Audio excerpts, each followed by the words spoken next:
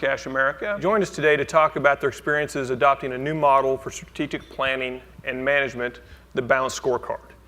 So CashAmerica has elected to use the Balanced Scorecard model to drive metrics to help you align organizationally to your business goals. And a key component of the strategy was to develop performance evaluations that were tied to the scorecard model. So once these performance evaluations were implemented, they were used to calibrate CashAmerica's custom performance profiles for several key positions. And this allowed you to establish benchmarks in accordance with the Balanced Scorecard model and evaluate prospective employees against those benchmarks. So this unique approach kind of created a closed loop process, allowing existing employee performance to directly drive the criteria for role-specific performance profiles, which in turn drives the selection of new talent that will perform optimally against the Balanced Scorecard. So today, if you would help me welcome our guest. To my immediate right, I've got Clint Janes, Senior Vice President of Human Resources for CashAmerica. Sandy Fulton is in the middle there, Vice President of Learning and Development. And on the end of the couch is Brent Stewart, who's Senior VP of Retail Services Operations. So if you could, Clint, would you mind telling us a little bit about CashAmerica, who you guys are? Sure. CashAmerica, we're one of the largest, especially financial services companies that cater to the underbanked. We basically have primarily pawn shops. We have about 1,000 locations in the United States and in Mexico. And most of you here probably, actually this audience probably hasn't ever been in a pawn shop. So, many people have that different perception of pawn shops. And usually when I do presentations to audiences that aren't familiar with us, I always like to say that, the movies tend to sometimes formulate your opinion of what a pawn shop is like. So I want to assure you that it's not what you see on Pawn Stars on television. It's not at all what you saw in the last scene of the movie Pulp Fiction, I assure you that. It is a very safe place to be. It is not much different than a typical retail shopping experience. And one of our goals is to make those people who have that need, who aren't serviced by the banks and the credit card companies, but do have a financial need and need to borrow, feel comfortable coming and getting that need met in our stores. So that's really what we are focused on. And we also are very focused on being a top employer. We're very, employee engagement is a big thing for us. We've been on several local lists, including the Dallas Morning News top 100 places to work. We employ about 7,000 people currently, and as I mentioned, have over 1,000 stores in the U.S. I think there's a picture of our where we exist today. This kind of gives us a picture of our internet operations only. The green is where we have storefront operations only, and then the orange is our internet division as well as our storefront properties, and where our current market coverage is today. And I think there's some photos of the shops. Brent runs all of our shops for us and all of our operations, so I'll let him talk a little bit about that. Well, as Clint mentioned, our core purpose is to help the underbanked bridge that gap in their financial needs. So what we try to do is we try to build a footprint that's very relational to what you'd see in a retail storefront and or a community banking center. We want the customers to feel very at ease, well lit, well merchandised, very clean facilities, and it's very important to us to have those customer touch points and be very sensitive to the customer's desire and ability to come in to your facilities. So we're very focused on our facilities. We want to make sure that our footprints are consistent across the regions and again, focus on that customer experience. It's very important to us. Very good, thank you. So now let's go and talk about the strategic mandates that CashAmerica set as an organization. So what we want to do now is really take a look at the Balanced Scorecard model in general and how CashAmerica adopted the model, not only to measure and move the organization forward, but to drive consistency and objectivity in the performance evaluations and talent selection development processes. So what we're going to do over the next few minutes is really show you how CashAmerica calibrated new performance profiles using the Balanced Scorecard and the performance evaluations tied to it. And then the fun part, we're going to take a look at the results and learn more about how CashAmerica raised the bar on their candidate selection processes using the new profiles. Here is really the strategic mandates that CashAmerica set at the organizational level. And Clint, you want to take us through these if you would, please? A few years ago, our leadership team really thought we needed a roadmap. We really need to kind of focus our efforts. And what we wanted to do is put these strategic mandates in place so everyone could kind of measure if what they're working on or what their initiatives are need to be tied to these mandates in some way. But the good thing about what we've been able to do is maintain these for about 4 years. I've been with companies where there's the mandate of the month or the strategic focus of the year, and those tend to change. But what we've been able to put in place is a core focus on these mandates now for 4 years. They've been revisited, and I think the only thing we changed was Latin America to international as a whole, because we're actually looking at some expansion in Europe and some other areas. So we've been able to stay with this roadmap. And of course, out of these, the one we primarily are focused on is the developing and building leadership talent throughout the organization. That's where mine and Sandy's focus is really on. And certainly our operations team is heavily involved with the people side of the business in our company. Now that we've heard a little bit about the goals that you guys have set for yourself and CashAmerica's goals for using the organizationally using the scorecard, now let's take a look at the model that you guys have adopted to help guide the realization of the goals and your balanced scorecard. So what we have, again, the balanced scorecard is a strategic planning and management model. And using this model, an organization's really going to measure yourself on 4 different perspectives. So as you see there on the list, it's the customer perspective, the learning and growth perspective, the business processes, and finally, the financial processes. And what this allows you to do when you're measuring from these 4 perspectives is really give a whole picture view of the organization itself and enables you to develop strategic initiatives accordingly. So we take the next step here. This is the specific perspective or the model that you're looking at and measuring internally. So internal business processes, really identifying processes where the organization must excel. Financial, so this is the perspective of helping an organization identify how it should look to shareholders. The customer, it really is the perspective of helping the organization identify how customers perceive the organization. And the learning and growth perspective is really showing the company how they need to grow and improve to achieve these organizational goals. Why did you adopt this model, and what was behind the decision to convert and adopt the balanced scorecard? Well, I think the biggest focus was we realized we didn't really have an objective way to measure performance. Everybody would go on gut feel if a store is performing well and showing good bottom line results, and it was just assumed that everything was going right in that location. And I think what we weren't focused on is how much missed opportunity there might be. Even in a store that's performing well financially doesn't mean that they're doing everything right or aren't missing opportunity. They may just be a victim of a great location or other things. So we really needed to find a way to objectively measure our results. We also wanted to be able to look at every perspective. Are they maximizing it by pleasing their customers? Are they maximizing it by taking care of their employees? And really look at a total picture result and be able to measure performance against that. Brent, I'm sure. The key was just alignment and consistency across 4 regions.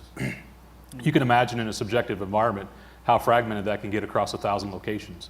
So the balanced scorecard was kind of a good way for us to make sure things were centrically focused and consistent amongst all 4 regions and taking some of that subjectivity out of it. So it was just a better way for us to assure alignment across the entire organization. It's a lever business, but if you have 4 regions pulling different levers, things don't always roll up consistently. So this was a good way for us to focus on consistency and alignment. It also gave us a common language. We're able to talk across all regions about the same things. Right. And certainly the performance appraisal came into play. That was a huge piece to be able to tie that objective measure to it. So not only getting the regions geographically to communicate better together and speak that common language, what was also really important to get this concept successfully integrated and rolled out was a true cross-functional cooperative process. Mm-hmm. So, and this was across operations, learning development, and HR. So, Sandy, you want to talk a little bit about how you did that and why it was just absolutely crucial to the success of this project? And I think it's to the success of everything we do in the business. It's basically to have that partnership is basically means in the balanced scorecard that we're looking at the same gauges. We're not looking at different gauges. And so if the oil light goes on in one of the components of the balanced scorecard. We all know it's there, and we all know we need to go change the oil. And one of us, we all work together to get that done. Yeah, I mean, the partnership is absolutely key. I mean, we just had a meeting this week with all our region vice presidents. It's just second nature for us to all be included. I mean, Brent doesn't have a meeting with his RVPs thinking that's, hey, we're not invited to that because they're going to talk about things they don't want HR to hear. We actually are very close and work very closely together on things in that partnership. And that's been a big key to our success through the things we've been able to introduce and get the buy-in from that group that it's going to support them and provide them what they need. So CashAmerica used the Balanced Scorecard model to inform the metrics that the organization would measure individual performance on. And as such, the Balanced Scorecard performance evaluation model looks like this right here. So will you give us a little bit of detail behind the metrics, kind of why they are critical, how some are specific to your industry, and how they are all uniquely weighted when applied to the performance evaluations? Again, this is a lever business, so you had people typically pulling the same levers, but the Balanced Scorecard enabled us to focus on all elements of the business, as Sandy mentioned. So there's a financial component to that, there's a customer component to that, there's a people component to that, and then overall business process. So how efficiently and effectively can you manage your business to drive financial results through people that positively impact your customers? And that was kind of the approach to it. You have to touch all of those elements, otherwise you get too linearly focused and you end up missing something. So. And you talked a little bit about how there was opportunities in the business, even though they may have had good bottom line results, but you had some of your stores that were really changing speaking up, that were doing well and trying to pull others along, because I understood how this model was going to help impact the business. Right. It really provided us that insight into those stores that were performing great. We're instantly scoring 5s on the return on assets number or the net revenue number. But when you looked at it and you saw a very low customer satisfaction score, then you knew there was a lot of opportunity being missed. So you also, if you look at turnover and you have some stores in the same market that are experiencing very, very low turnover, and you look at one store and they're 100% every year, then the customers are seeing a different person every time they go in the shop. Mm-hmm. So that enabled us to really focus not only our training efforts, but our staffing efforts also on where are we missing the boat in that location or in that market, whatever the trends are. So by giving us that overall picture of the business, it really, really helped. It also gave us a chance, we still have competencies on our performance appraisal model, but this gave us a 50-50 look. We look at it as the balanced scorecard is the result, and the competencies that we use are how you get the result. Mm-hmm. So we're able to tie those in. If somebody has a high rating on their people management side of competencies, but their turnover is over 100% every year, clearly there's a miss. And that enables us to say, hey, if you can't maintain the right people in your location, then you're not going to score high on your people management on the competency side as well. So it just really changed the way our people looked at the business. You have some people always that naturally gravitate toward the people side and do it well naturally. And then you have some people who are clearly focused on the bottom line and they don't care how many bodies they churn to get it.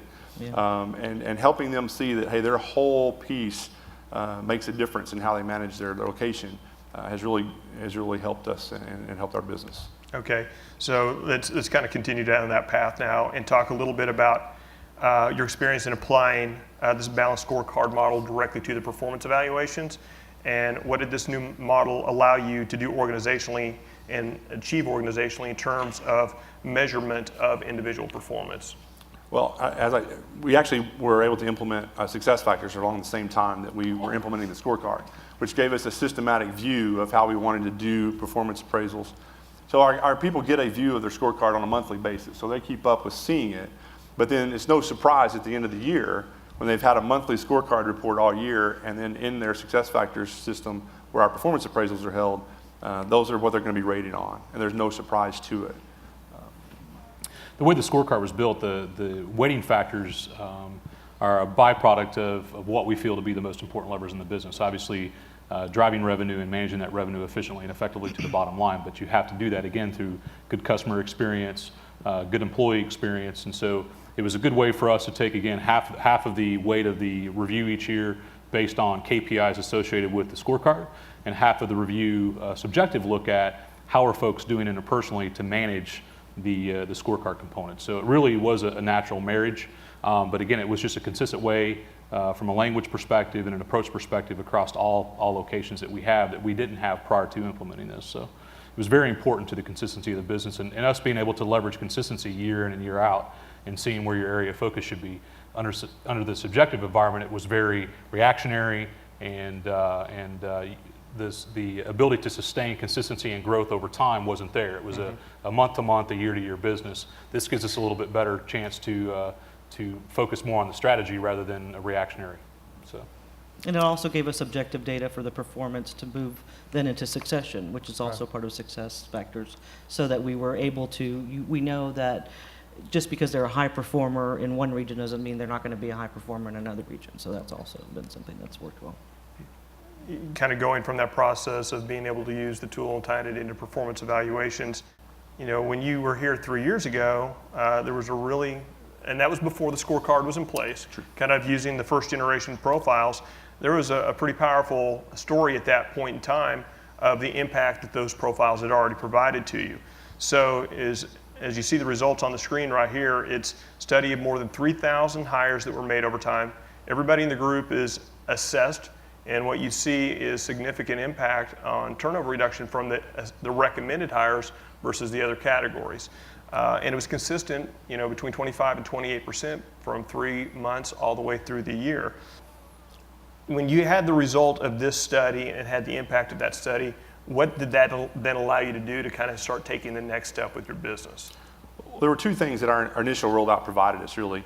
First of all, we didn't have a systematic evaluation process in place at all before. We didn't have a automated recruiting tool either. So in markets, for example, like Houston or Dallas, where we have many stores, you'd have some stores that had 50 applications on their desk, some stores that had none, and of course the ones that don't have any are the ones that always needed people. So just the administrative piece of being able to have a viewpoint to applicants in a system for an entire market area was a big win for us, and something the operators immediately saw an improvement on as far as candidates being available.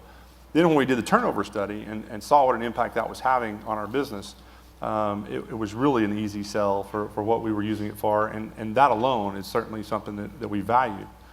But what we wanted to do, the next step was, okay, we're now hiring people who are more likely to stay with us. What we don't know is those people staying and improving the business, or are they staying and not moving the needle forward?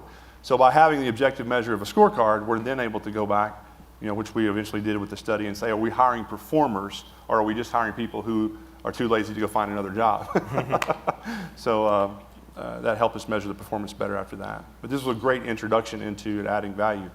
This piece actually shows our involuntary termination rate. As you can imagine, in our environment where there's a lot of cash on hand, there's a lot of jewelry in the stores, you know, theft has always been, you know, a high reason for our involuntary terminations.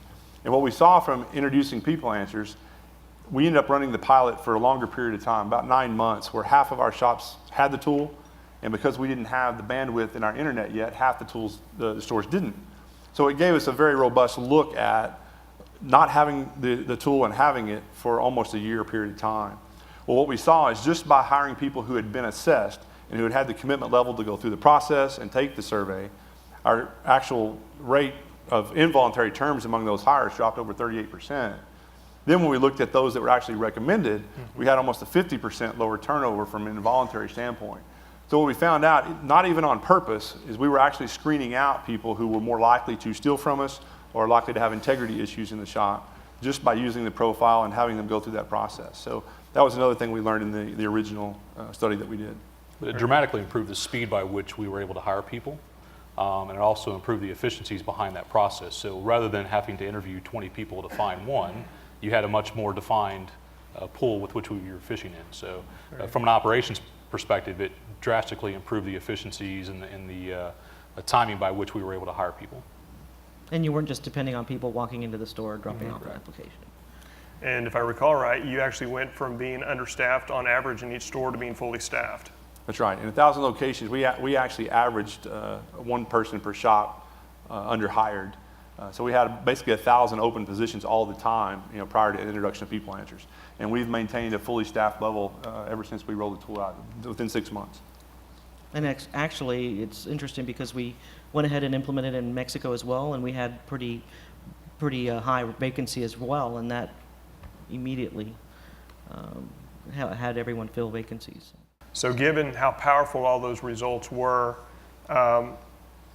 What were your expectations going into kind of the second generation and recalibrating the profiles based on the Balanced Scorecard evaluation, given what you'd already seen happen? Well, I mean, I can speak. I didn't really know what to expect exactly. I mean, obviously, I hoped that we would see the correlation, but most importantly, it was going to help us tweak the profile and really find out, were we going toward the right attributes for our performers, or were we just going through that, that original profile, which was really focused on turnover. So I was anxious to see how that would turn out. What we have is the Balanced Scorecard, the performance evaluations, everything we've discussed. This is all about raising the bar at CashAmerica. So how did you know it was time to do this? The introduction of new products, the rollout to going more international, there were a lot of more complexities being introduced into our business. So clearly we need to be able to make sure we're hiring the right people to be able to handle those. And also we use it for development too. I mean, the profile never dies for us. When we look at the profile and you have that information when you're evaluating promotions and people who fit the profile for higher level positions, we wanted to make sure we were hiring the people that would be able to grow with us and understand that the changing environment, the growing need for the complexities would be there. And then obviously being able to measure that was going to be a big help to see if we were getting what we needed. And we implemented our talent management strategy kind of at the same time, so it really did fit in with, we were raising the bar with everything, so. It also enabled us to focus on building a bench strength model. We had anticipated growth via acquisitions and new store openings. To enable yourself to do that, to be able to leverage that, you have to have people. So this was, from a timing perspective, a really good opportunity for us to escalate or elevate the amount of growth that we could experience domestically by making sure that we were recruiting the right people, bringing them on board, training them, and getting them ready for that growth. Without that, it would have been very disjointed. And talking about aligning to those business objectives. So let's take a look at the profiles and some of the differences between the profiles that were created back in 2007 and the ones that were created using the new performance evaluations through the Balanced Scorecard model. Starting with our market manager, which for us is a multi-unit manager that has about 10 locations they're responsible for managing. Our original study was really based on what we felt were intuitively our best people. So while we had everybody take the profile to build it, we really were identifying without objective measures who we felt our best people were we wanted to duplicate. So it was kind of more of a gut feeling check on the profile. Well, once we had plenty of data, had been through the performance appraisal twice through, and using that objective data, what we found was there were some key areas that we really needed to focus on in our hiring. What we saw was a huge opportunity for our most successful, highest level performers in these areas. So clearly energy, conscientiousness, and cooperativeness, out of the 38 attributes, those became our most powerful ones for that position. So it enabled us to refine what we were looking for. So even if you got a mixed thumbs result on someone, if you went to these three attributes, you were able to have a pretty good guess on whether they would be successful with us or not, or have a better chance at being successful with us. Same thing happened, at each level. We kind of found out what those were. Clearly, a shop manager, the organizational skills are very important. We have a lot of things going on in the shop, a lot of a back room that has to be maintained and kept. One of the things about our shops that are opposite from retail is retail, you typically don't want anything in the back room. You want it all on the sales floor being sold. Well, in our environment, it's a lending environment first. So what many people don't realize is that 70% of all our items loaned on are picked up by the person who borrowed it. So we only sell about 30% of the stuff that is forfeited. So we want a big back room and a small sales floor. So that means you've got to be very, very organized in maintaining people's property that you're keeping for them while they have the loan. And so organizational skills were very, very important. Of course, energy was another one for our environment, and assertiveness. So it enabled us to better refine the profiles and greatly increase the weighting on those things that were much more predictive of success in our stores. CSR, which is our frontline person, that really is the one that's interacting with the customer and waiting on the customer. Energy, cooperativeness became a big piece. Because in our environment, you really have to understand what the customer needs. We teach our people that you've got to talk to them and help them meet their need. So the cooperativeness, and also being a risk taker, being willing to loan to someone on a product that maybe you don't think you can sell for that big of a profit, but you feel good about that customer. You got to be willing to take a risk and provide those loans. So really, those key attributes on each position enabled us to refine the profile and really go after those attributes we knew were a better predictor of success for us. You've had these second generation profiles in place for a while now, but we haven't had them in place long enough to do another formal statistically valid study. But when you look back at what's happened, so is turnover remained limited? Have you seen performance improvement, either across the organization anecdotally or via bottom line? Yeah, our turnover is fairly low, especially for a multi-unit environment, and we have been able to maintain that. We have seen an increase in performance. Now, I will tell you on the business side, Sandy and I will tell you, this is 100% a result of the HR programs and the training The programs talent at management CashAmerica, strategy okay? as a whole. We're very thankful on the operations side, thank goodness. This is all about the HR tools. So no, there have clearly been a lot of other things in our business. Obviously, the scorecard was a big piece, and certainly the macroeconomic conditions contribute to our business as well. But certainly, since we've introduced the tool, since we've been using the profile, we have seen nothing but what you see here. These are our annual revenue for the last 4 years, as well as our earnings per share. So the business has been very successful, and that makes it very easy to continue to obviously introduce the types of tools we have and hire the people that we think are the best performers to be able to do that. Yeah, I would tell you in the operations side, and I do partially agree with Clint. There still is some operational execution that has to take place, even if you do bring the right people in. Just a little, man. That's easy stuff. But what this has done, again, it took the subjectivity out of the interview process and having to interview 20 or 30 people and say, geez, I think this is the right person, or man, I really like this person, to increasing your probability factor that if these factors are in line and you're focused on asking the right questions in relation to these factors, your probability factor should go up as far as you're hiring the right person, you're going to retain that person, and it should impact your results. And I think we've seen that play out pretty significantly over the last 3 years. So let's go and talk about how this all fits into your kind of holistic view of talent management at CashAmerica. So this combination of the balanced scorecard, the performance evaluation, the recalibrated profiles, the technology, both PeopleAnswers, you mentioned SuccessFactors and other tools. So how does this all fit together?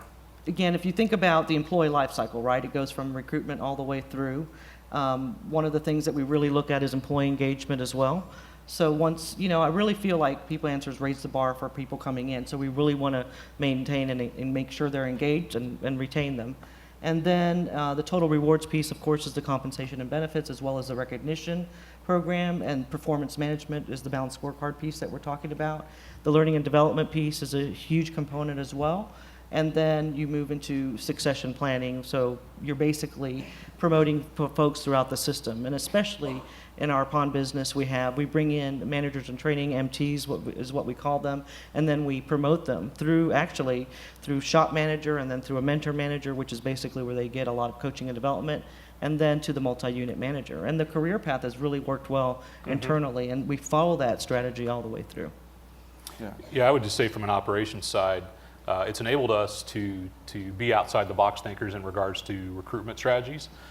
We've hired a lot of talent from big corporations, 7-Eleven, Starbucks, Yum Brands in the last 3 to 5 years, and at multiple levels throughout the organization that I think make a huge impact of people that we probably wouldn't have been able to identify or recruit into the organization. I'm a firm believer, obviously operators are optimists by trade, is that success breeds success. So I think we have a really compelling story to tell people that when we sit down to talk to them through the interview process, we can show them proof, and then we can focus once we do recruit them into the system. As Sandy said, it's a full life cycle that we focus on career pathing. We sit down once a year and have a formal discussion with them on career pathing, succession management, and it enables us, again, as an operator, to build critical bench strength and critical mass to offer us the ability to continue to grow our physical plant.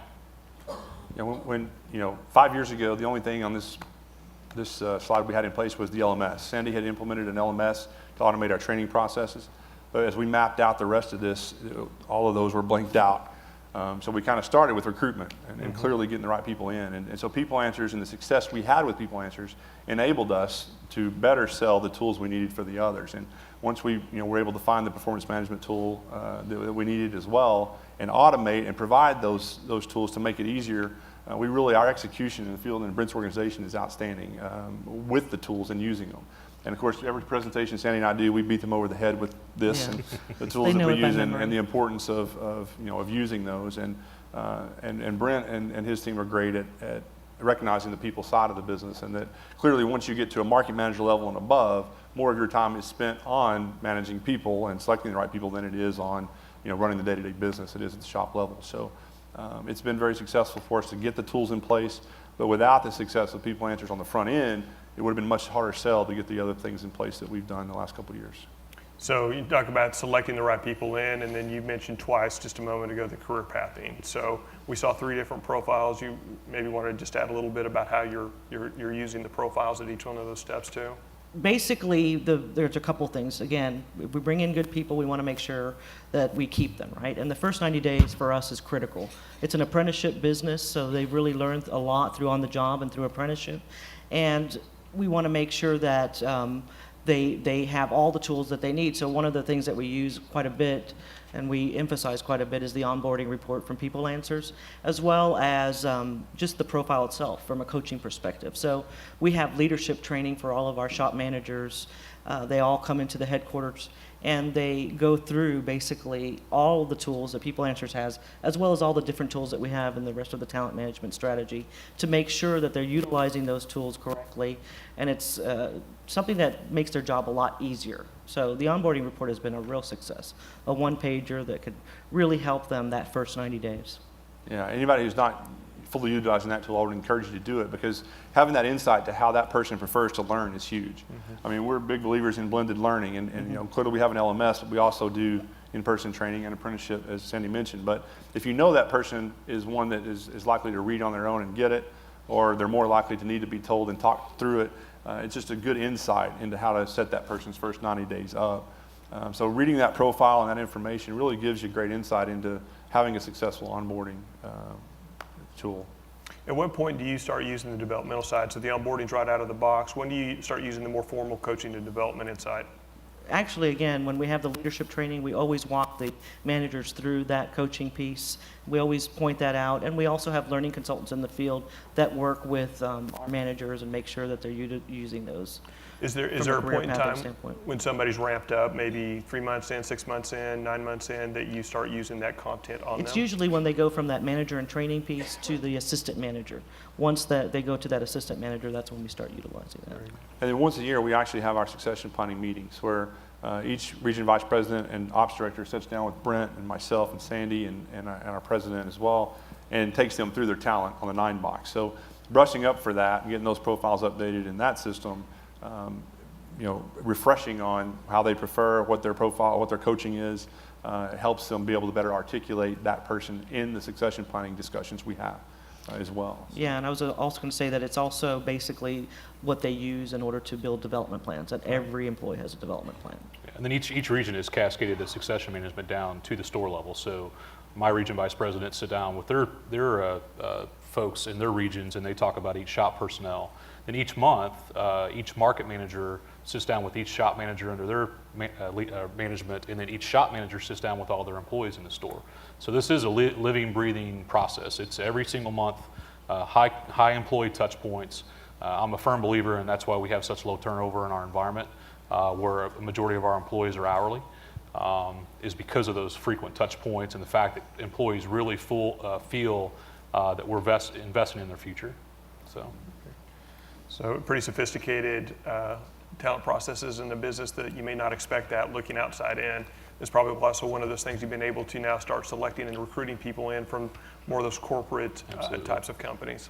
We've talked about a lot here today, so if you would you share some best practices and some lessons learned with the audience and how you've created, deployed, and built the talent management strategy using the Balanced Scorecard approach?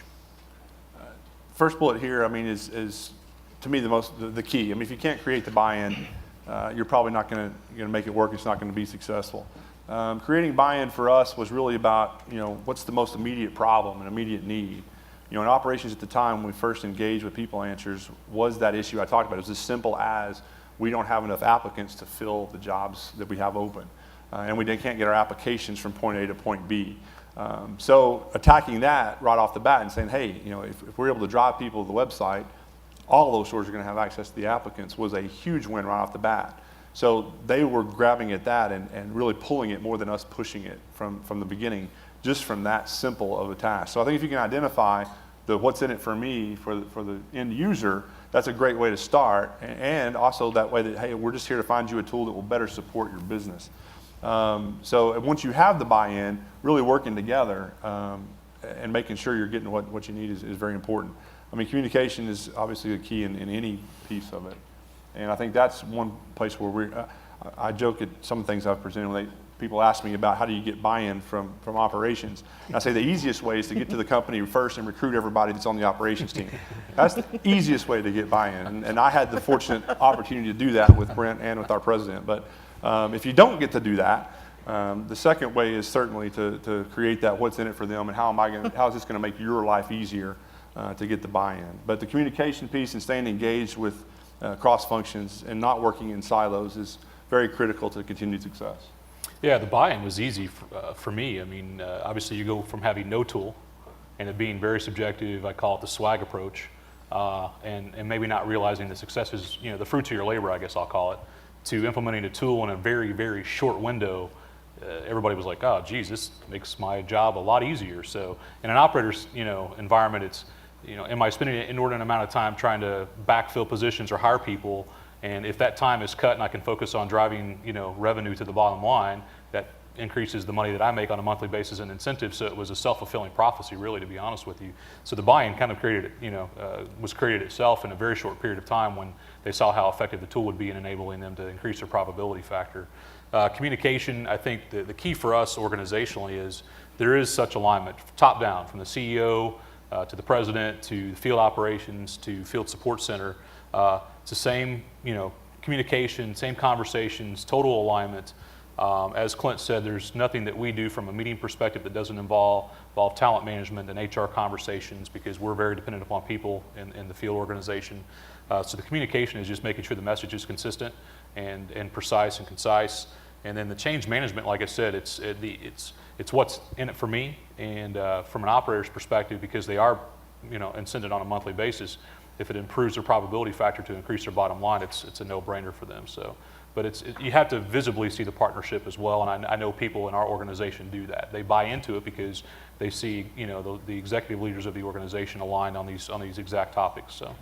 And we've noticed we said corporate is actually the field support center. We don't call it corporate. We are there to support the field, and that's it. And I'm going to say that about the communication and change management as well, is I talked about the mentor managers earlier, and so those are our champions in the field that are championing all of these types of everything to do with the talent management strategy. And then when they become multi-unit managers, they're also basically championing it from the standpoint of they know it makes their job easier. What's next? You guys have had a lot of success. Where do you see yourself going from here? More of the Yeah, how's that word? more of the same? Are there other areas that you're looking into? So when you come back, 2 or 3 years from now and back on stage again, what are we going to be talking about? International. Yeah, probably. I mean, we've had our introduction. Sandy's also our head of international HR. So Sandy heads that piece up in addition to learning and development. And seeing it successful in other countries so far has been very encouraging for us as well. So we have some hurdles, I think, to overcome on that front, and our growth will certainly be there on the international side. So that presents some new challenges that we'll be identifying. I'll tell one of the things I stood up in our recent conference and said was the great thing for next year is we have absolutely nothing new planned.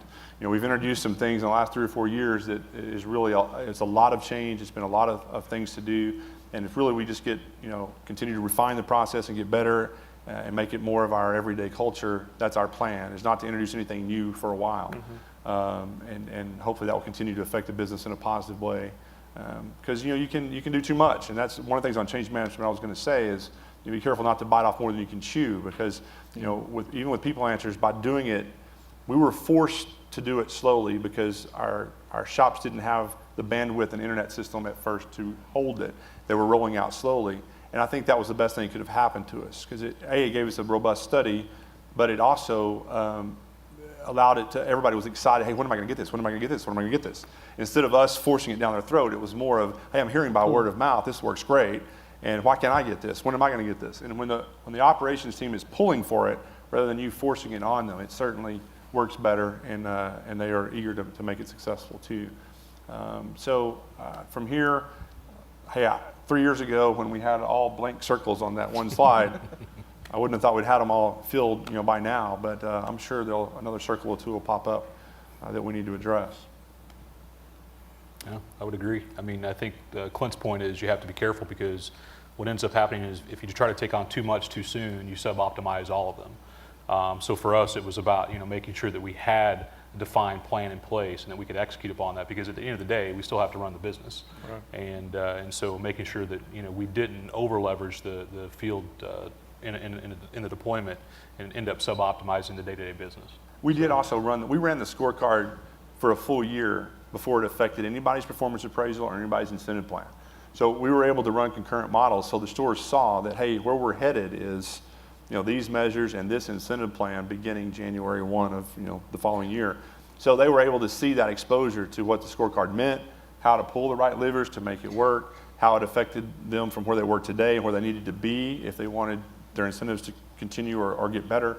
So I think it's important that you not just say, hey, here's something that now affects your incentive plan and the way we measure your performance.